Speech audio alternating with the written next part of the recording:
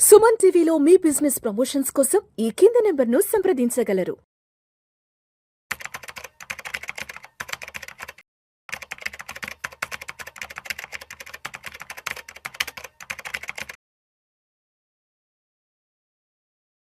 ప్రేక్షకులకి మీ రామచంద్రమూర్తి నమస్కారాలు.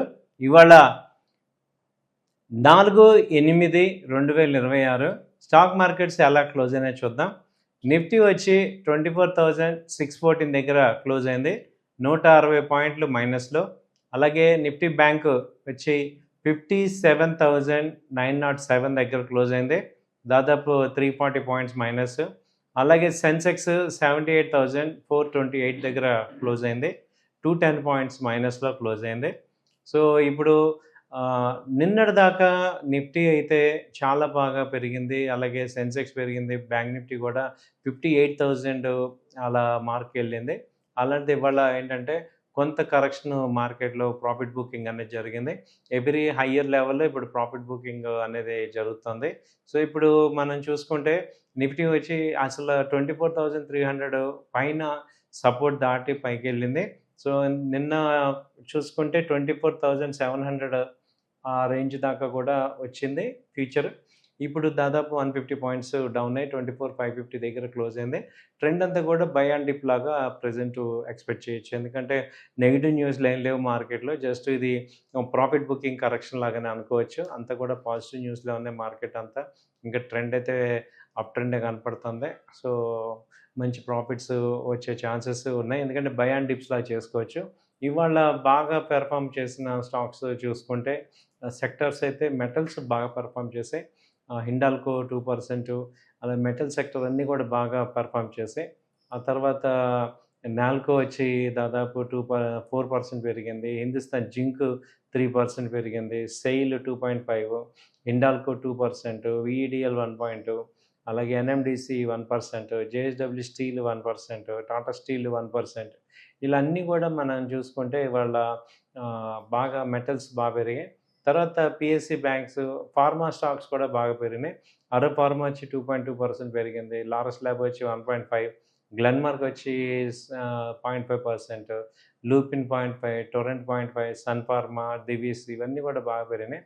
ఆ తర్వాత సెక్టర్ బాగా పెరిగిన సెక్టర్ చూసుకుంటే ఆటో సెక్టర్ కొంత అప్లో ఉంది.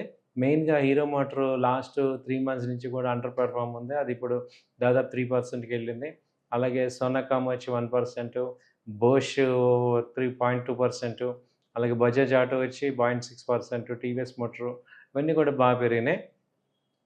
తర్వాత సెక్టర్స్ బాగా చూసుకుంటే ఇవి ఫార్మా, ఆటో, మెటల్స్ ఇవి బాగా పెరిగినాయి. బాగా వరస్ట్ పర్ఫార్మర్ ఏంటంటే రియాలిటీ సెక్టర్ ఇవాళ బాగా డౌన్ అయింది. రియాలిటీలో ఓవరాలిటీ 3%, 2.6%, డిఎల్ఎఫ్ 2.5, ప్రెస్టేజ్ 2%, అలాగే గోద్రేజ్ ప్రాపర్టీ 2%, ఇలా లోదా వచ్చి 0.8%. ఇవన్నీ కూడా రియాలిటీ సెక్టర్ బాగా డౌన్ అయింది. ఆ తర్వాత ఎఫ్ఎంసీజీ సెక్టర్ ఒకటి బాగా డౌన్ అయింది. దానిలో డాబర్ కూడా 4% దాకా ఫాల్ అయింది. అలాగే నెస్లీ 2% పాలు, కోల్పాలు 2%, గోద్రేజ్ సిపి 1.5%, హిందుస్థాన్ యూనిలీవర్ కూడా మైనస్లో ఉంది. ఓన్లీ పెరిగింది ఏంటంటే ర్యాడికో ఒకటే అప్ ట్రెండ్లో ఉంది, పైకి వెళ్తుంది. సో మార్కెట్స్లో ఏంటంటే ఐటీ సెక్టర్ ఒకటి స్టేబుల్ ఉంది. సో ఏ సెక్టర్స్ ఇప్పుడు మనకి లాంగ్ టర్మ్లో గ్రోత్ ఉండే ఛాన్సెస్ ఉండే సెక్టర్స్ ఏమున్నాయి, ఏ సెక్టర్స్లో గ్రోత్ రేట్ బాగా హైలో ఉంది అని చూస్తే ఇప్పుడు మనకు కనపడుతున్న సెక్టర్స్ మెటల్స్, ఆటోమొబైల్ బాగుంది, మెటల్స్ బాగా పెరుగుతున్నాయి. మెటల్ సెక్టర్లో కూడా బాగా పెరుగుతుంది, మూవ్మెంట్ కనపడుతుంది. తర్వాత ఆటోమొబైల్ కనపడుతుంది. తర్వాత వచ్చి banking stocks, automobile stocks, pharma stocks, ఈ కంపెనీస్ లాంగ్ టర్మ్లో బాగా పెరిగే ఛాన్సెస్ కనపడుతున్నాయి.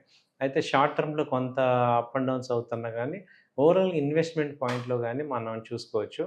సో ఇన్వెస్ట్మెంట్లో కూడా మనకి ఇది మంచి ట్రెండ్, అప్ ట్రెండ్ కంటిన్యూ అవుతుంది.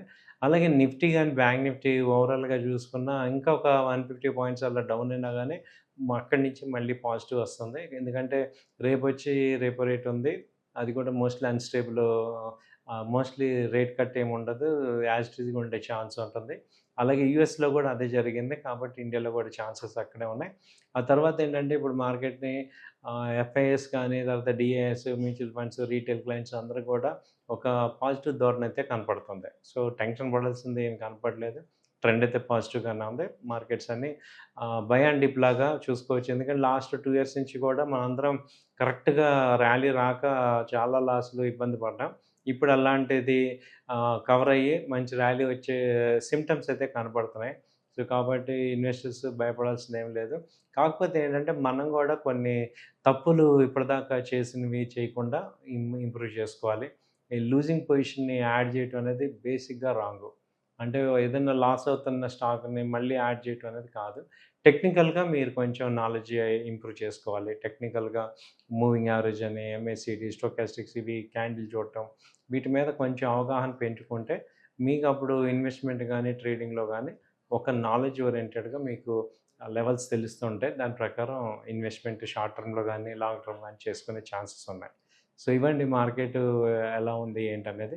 నెక్స్ట్ రేపు ఎల్లుండి గూడా ఎలా ఉండొచ్చు అంటే, రేపు మార్నింగ్ ఒకవేళ డౌన్ అయినా గానీ, మళ్ళీ బై అండ్ డిప్ లాగా చేసుకోవచ్చు. ఒక 100 పాయింట్స్ కరెక్షన్ అనేది వస్తే బావుంటది. ఎందుకంటే మళ్ళీ పైకెళ్ళే ఛాన్స్ ఉంది. బ్యాంక్ నిఫ్టీ వచ్చి 57,500 ఆ రేంజ్‌లో వస్తే బై చేసుకోండి. అలాగే నిఫ్టీ వచ్చి 24,500 is the right entry, 500, 400 is the right entry. So, అలాంటి ఎంట్రీ తీసుకుంటే మంచి పాజిటివ్ వచ్చే ఛాన్స్ ఉంది. థాంక్ యూ అండి. నమస్తే.